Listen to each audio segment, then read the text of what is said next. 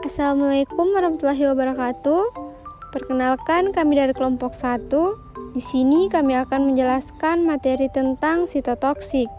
Pertama-tama saya ucapkan terima kasih kepada Ibu dosen Dr. Rifaatul Mahmudah, SPAM MSI, selaku dosen mata kuliah toksikologi.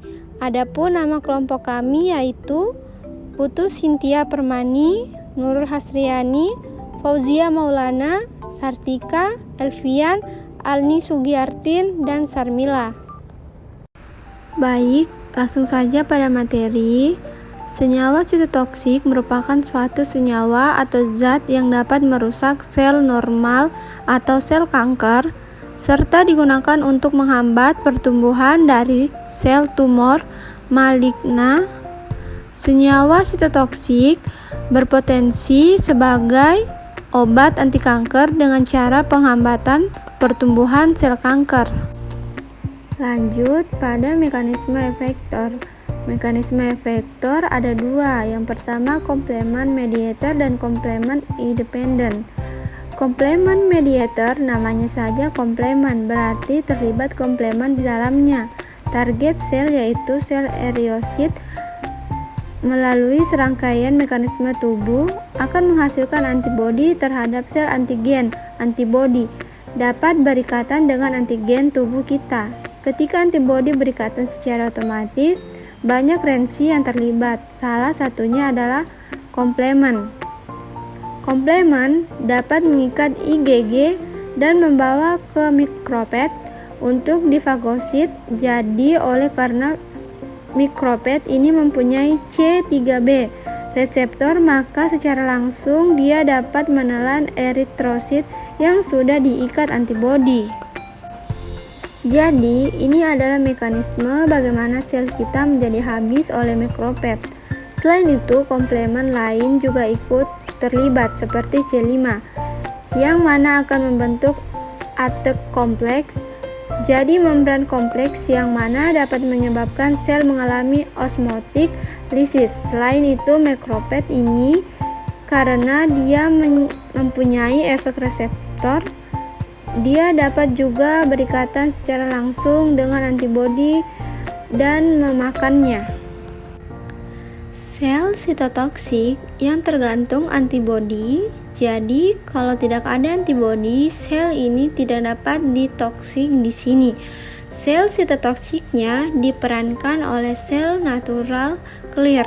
Natural killer adalah sel pembunuh alami. Nah, di sini ditunjukkan bahwa sel yang sudah dapat diikat antibodi maka akan dianggap sebagai suatu yang bahaya. Oleh karena itu, ia akan membunuhnya secara alami. Mengapa keadaan toksik tersebut berbahaya? Dikarenakan efek toksik pada otak termasuk ingatan dan konsentrasi yang buruk, perilaku tidak menentu, gangguan suasana hati, sakit kepala, dan vertigo.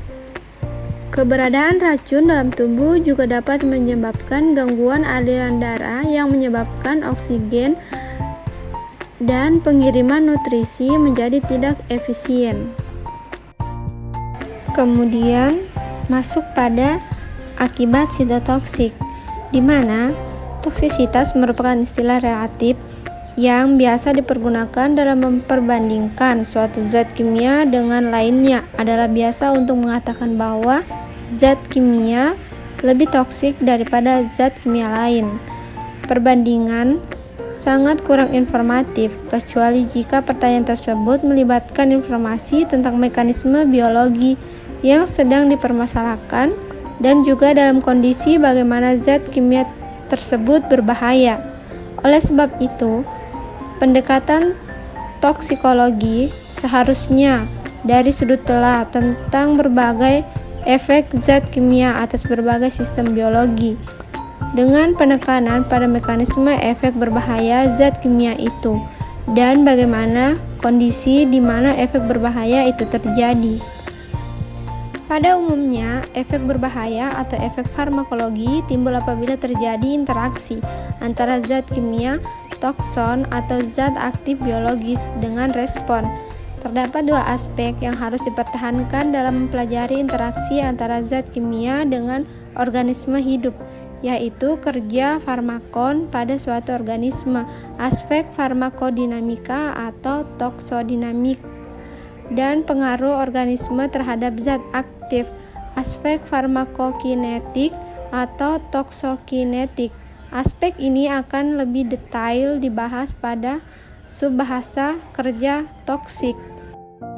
Selanjutnya di sini ada contoh kasus aktivitas sitotoksik sitral serai sebagai anti kanker payudara MCM-B2, di mana kanker payudara merupakan tumor ganas yang tumbuh dalam jaringan payudara, kelenjar susu, jaringan lemak payudara, dan jaringan ikat payudara.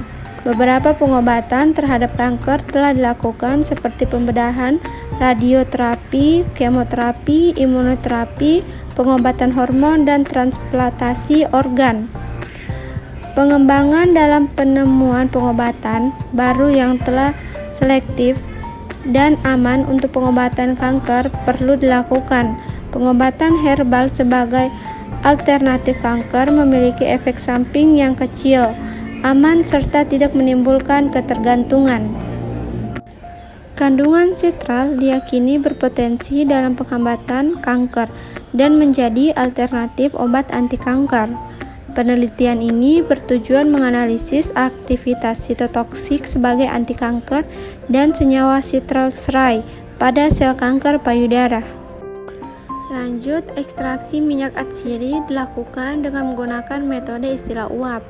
Berdasarkan ekstraksi tersebut kemudian dihitung nilai rendemennya. Nilai rendemen yang diperoleh lebih rendah daripada nilai sebelumnya yang memperoleh rendemen sebesar 0,53% pada daun dan 0,42% pada batang. Perbedaan nilai rendemen minyak atsiri dapat disebabkan karena perbedaan tempat tumbuh, sampel, dan umur tanaman yang digunakan. Selanjutnya dapat kita lihat pada diagram. Nah, hasil penelitian menunjukkan bahwa pemberian minyak atsiri dan serai wangi secara nyata P lebih kecil dari 0,05 dapat menurunkan pertumbuhan sel kanker payudara MCM-B2. Semakin besar konsentrasi minyak atsiri yang diberikan, maka semakin besar pula aktivitas penghambatannya. Seperti yang ditunjukkan pada gambar 1, pada konsentrasi 1,5 ppm mampu menghambat proliferasi sel 36,32%. Konsentrasi 3 ppm mampu menghambat proliferasi sel 45,5%. Konsentrasi 6 ppm mampu menghambat proliferasi sel 52,01%. Konsentrasi 12 ppm mampu menghambat proliferasi sel 58,06%. Dan konsentrasi 24 ppm mampu menghambat proliferasi sel 63,02%.